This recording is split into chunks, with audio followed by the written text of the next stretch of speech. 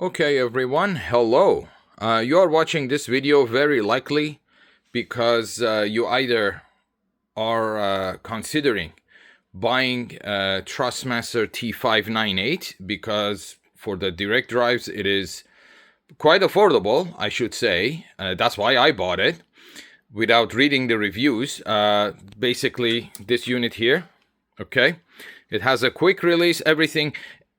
To be honest with you, I would have loved to love this product, but I was very pissed off after finding the problem and how the problem affected me, and of course how the customer service was terrible at it. So, and I'm gonna tell you what the problem is. The problem is this sucker here, this guy, okay? As you see, I'm gonna actually take it, there you go. This is the problem. Why is that a problem? Why a plug is a problem? Now, Google this unit, T598, Thrustmaster T598. People constantly comment and feedback for disconnecting halfway through the game. This thing caused me a lot of racing, to be honest with you, caused me a lot of loss in races. And this is the problem. This guy here. This sucker here, and the way this connector goes in there, and it's not snug, it's not tight, it's never tight actually. And this is what happens because look at it, unlike a typical direct drive, this one is not as long as others. Therefore, this space here, of course, it will generate heat, right? And because this is very close to the source of the heat, what happens is when this guy is connected, and due to the poor material used on it, and I don't know if you can see, but I try to zoom in, and you see what the problem is. These expand because of the heat. I told Thrustmaster about this problem. I said, this guy, when it's connecting here, is too close to the heat source. It expands, and after a while, it loosens, and it causes disconnection. They didn't listen. First, they sent me a new adapter. For that, I thank them. No problem there.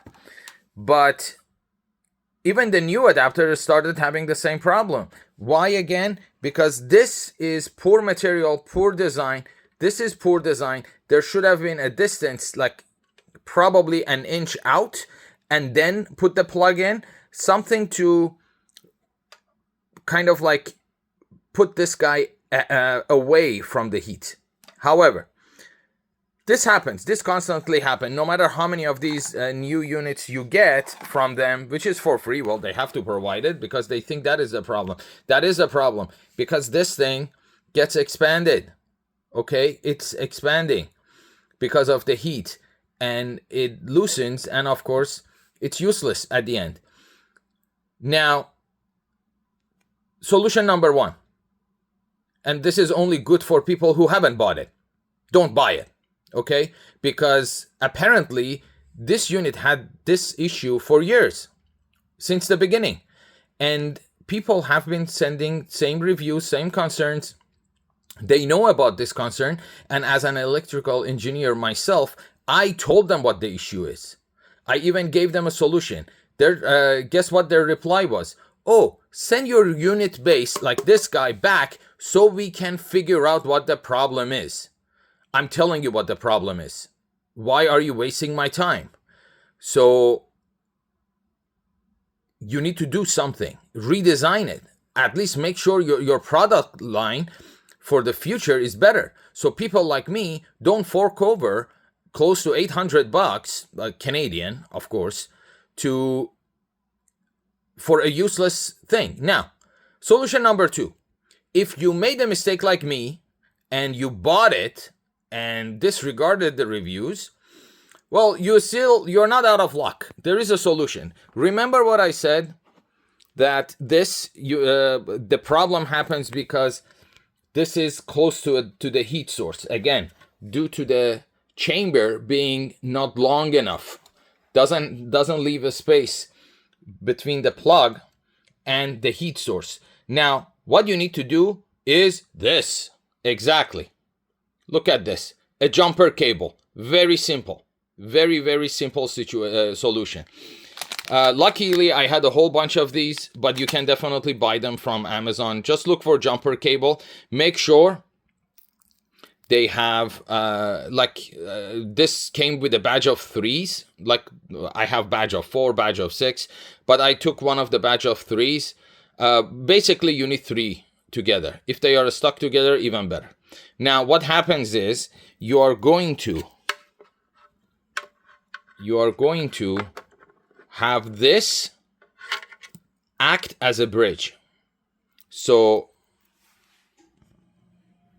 basically, connection, okay? And then use this end, okay, to connect here. It makes it very snug, okay? It makes it very, very snug. I'm gonna connect so you can see. There, it fits perfectly. Now, I'm not gonna lie to you, it's not as easy because usually these guys come in square shape. Now, as you can see, you need to kind of like use a knife like this and make sure these are carved accordingly. Okay, you just need to make sure, like, look, I kind of like carved the one side so it can actually fit that shape. That's all. And then the other end goes here.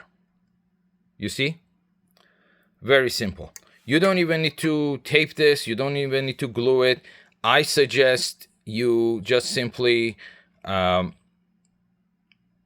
maybe taped over this. Now, the better solution, I did this with another adapter, the old one. I actually took this off, cut it, and cut this side, and actually attach them together, but kind of like hardwire. That's the better solution, but this still works. So basically, just make sure you tape this so this doesn't get detached accidentally, and you're good to go. Now, how do I know? I have, since I shared this issue with the Thrustmaster support, it's been a month. And while they kept insisting that, oh no, we need to figure out what the issue is with the base, with the unit, send it to us. So I was like, yeah, no, it's not gonna happen. I tried this, and guess what? I played for weeks, sometimes even 6 hours in a day. Did I have a disconnection? No, nothing. Now, am I happy with the unit? Not really, because this should come in without a problem. And this is a very simple problem. They should have done a solution. And Thrustmaster, if you're watching this, this could be the solution. Maybe instead of wasting your time and money sending people adapters or forcing them to send you their units, just create some bridge like this so they can plug it in properly. Done.